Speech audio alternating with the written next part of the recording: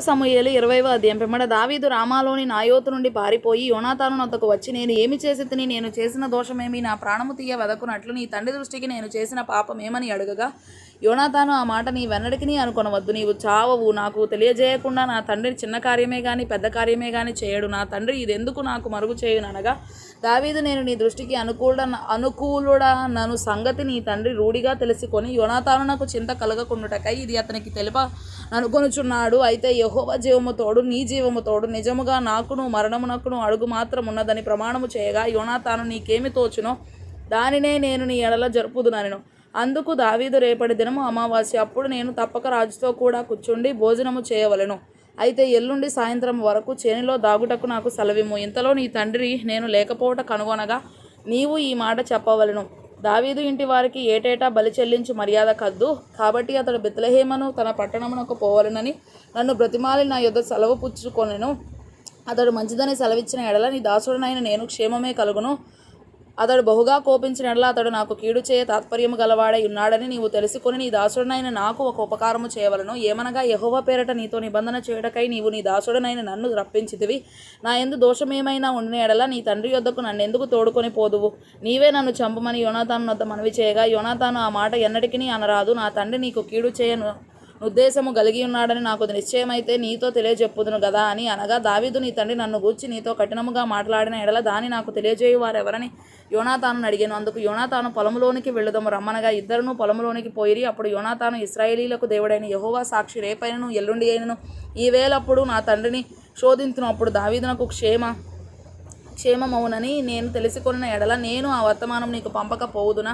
అయితే నా తండ్రి నీకు కీడును ఉద్దేశించుచున్నాడని నేను తెలుసుకొనిన ఎడల దాన్ని నీకు తెలియజేసి నీవు క్షేమముగా వెళ్ళునట్టు నిన్ను పంపివేయని ఎడల యెహోవా నాకు గొప్ప అపాయము కలుగజేయుగాక. యెహోవా నా తండ్రికి తోడుగా ఉండినట్లు నీకును తోడుగా ఉండునుగాక. అయితే నేను బ్రతికి ఉండిన ఎడల నేను చావకుండా యెహోవా దయచూపునట్లుగా నీవు నాకు దయచూపకపోయిన ఎడలనేమి? నేను చనిపోయిన ఎడల యెహోవా దావీదు శత్రువులను ఒకడైనా భూమి మీద నిలవకుండా నిర్మూలము చేసిన తరువాత నీవు నా సంతతి వారికి దయచూపకపోయిన ఎడలనేమి? యెహోవా నిన్ను విసర్జించునుగాక. ఇలాగున యెహోవా దావీదు యొక్క శత్రువుల చేత దాన్ని విచారించినట్లుగా యోనాతాను దావీదు సంతతి వారిని బట్టి నిబంధన చేసెను. యోనాతాను దావీదును తన ప్రాణ స్నేహితునిగా ప్రేమించెను గనుక ఆ ప్రేమను బట్టి దావీదు చేత మరలా ప్రమాణము చేయించెను. మరియు యోనాతాను దావీదుతో ఇట్లన్నో, రేపటి దినము అమావాస్య, నీ స్థలము ఖాళీగా కనబడును గదా. నీవు 3 దినములు ఆగి ఈ పని జరుగుచుండగా నీవు దాగియున్న స్థలమునకు త్వరగా వెళ్ళి యేసెలు అను బండ దగ్గర నుండుము. గురిచూచి ప్రయోగించినట్టు నేను 3 బాణములను దాని ప్రక్కకు కొట్టి, నీవు వెళ్ళి బాణములను వెదకుమని ఒక పనివానితో చెప్పుదును. బాణములు నీకు ఈ తట్టున నున్నవి, పట్టుకొని రమ్మని నేను వానితో చెప్పిన ఎడల నీవు బయటకి రావచ్చును. యెహోవా జీవము తోడు, నీకు ఏ అపాయమును రాక క్షేమమే కలుగును. అయితే బాణములు నీకు అవతలనున్నవని నేను వానితో చెప్పిన ఎడల పారిపోమ్మని యెహోవా సెలవిచ్చుచున్నాడని తెలుసుకొని నీవు ప్రయాణమై పోవలెను. అయితే మనమిద్దరము మాట్లాడిన సంగతిని జ్ఞాపకము చేసుకొనుము. నీకును నాకును సర్వకాలము యెహోవాయే సాక్షి. కాబట్టి దావీదు పొలములో దాగుకొనెను. అమావాస్య వచ్చినప్పుడు రాజు భోజనము చేయ కూర్చుండగా మునుపటి వలనే రాజు గోడ దగ్గర నున్న స్థలమందు తన ఆసనం మీద కూర్చుని ఉండెను. యోనాతాను లేవగా అబ్నేరు సౌలు వద్ద కూర్చుండెను. అయితే దావీదు స్థలము ఖాళీగా నుండెను. అయినను అతనికి ఏదో ఒకటి సంభవించినందున అతడు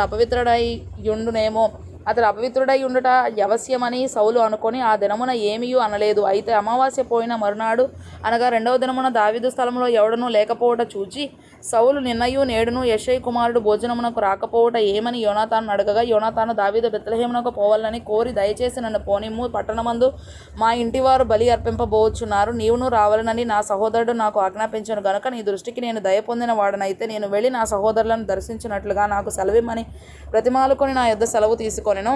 అందునిమిత్తమే అతడు రాజు భోజనపు బల్ల యొద్దకు రాలేదని సౌలుతో చెప్పగా, సౌలు యోనాతాను మీద బహుగా కోపపడి, ఆగడగొట్టు దాని కొడుక, నీకును నీ తల్లి మానమునకును సిగ్గు కలుగునట్లుగా నీవు యెషై కుమారుని స్వీకరించిన సంగతి నాకు తెలిసినది కాదా? యెషై కుమారుడు భూమి మీద బ్రతుకున్నంత కాలము నీకైనను నీ రాజ్యమునకైనను స్థిరత కలుగదు కదా. కాబట్టి నీవు వర్తమానం పంపి అతడిని నా దగ్గరకు రప్పించుము. నిజముగా అతడు మరణమున కర్హుడని చెప్పెను. అంతటి యోనాతాను, అతడు ఎందుకు మరణశిక్ష నొందవలెను? అతడు ఏమి చేసినని సౌలును అడగగా, సౌలు అతడిని పొడవవలెనని ఈట విసిరెను. అందువలన తన తండ్రి దావీదును చంపను ఉద్దేశము కలిగి ఉన్నాడని యోనాతాను తెలుసుకొని అత్యాగ్రహుడై బల్ల యొద్ద నుండి లేచి తన తండ్రి దావీదును అవమానపరిచినందున అతని నిమిత్తము దుఃఖాక్రాంతుడై అమావాస్య పోయిన మరునాడు భోజనము చేయకుండెను. ఉదయమున యోనాతాను దావీదుతో నిర్ణయము చేసుకున్న వేళకు ఒక పనివాని పిలుచుకొని పొలంలోనికి పోయెను. నీవు పరిగెత్తుకొని పోయి నేను వేయు బాణములను వెదకుమని ఆ పనివానితో అతడు చెప్పగా, వాడు పరిగెత్తుచున్నప్పుడు అతడు ఒక బాణము వాని అవతలకు వేసెను. అయితే వాడు యోనాతాను వేసిన బాణం ఉన్న చోటునకు వచ్చినప్పుడు యోనాతాను వాని వెనుక నుండి కేకవేసి, బాణము నీ అవతలనున్నదని చెప్పి వాని వెనుక నుండి కేకవేసి, నీవు ఆలస్యము చేయక దబ్బున రమ్మనెను. యోనాతాను పనివాడు బాణములను కుచ్చుకొని తన యజమానుని యొద్దకు వాటిని తీసుకొని వచ్చెను గాని సంగతి ఏమియో వానికి తెలియక ఉండెను. యోనాతానునకును దావీదునకును మాత్రము ఆ సంగతి తెలిసి ఉండెను. యోనాతాను తన ఆయుధములను వాని చేతికిచ్చి, వీటిని పట్టణమునకు తీసుకొని పొమ్మని చెప్పి వాని పంపివేసెను. వాడు వెళ్ళిపోయిన వెంటనే దావీదు దక్షిణ దిక్కు నుండి బయటికి వచ్చి 3 మార్లు సాష్టాంగ నమస్కారము చేసిన తరువాత వారు ఒకరినొకరు ముద్దు పెట్టుకొనుచు ఏడ్చుచుండిరి. ఇలాగుండగా దావీదు మరింత బిగ్గరగా ఏడ్చెను. అంతటా యోనాతాను, యెహోవా నీకును నాకును మధ్యను, నీ సంతతికిని నా సంతతికిని మధ్యను ఎన్నటెన్నటికీ సాక్షిగా నుండును గాక. మనమిద్దరము యెహోవా నామమును బట్టి ప్రమాణము చేసుకొని ఉన్నాము గనుక మనస్సులో నెమ్మది కలిగి పొమ్మని దావీదుతో చెప్పగా, దావీదు లేచి వెళ్ళిపోయెను. యోనాతానును పట్టణమునకు తిరిగి వచ్చెను.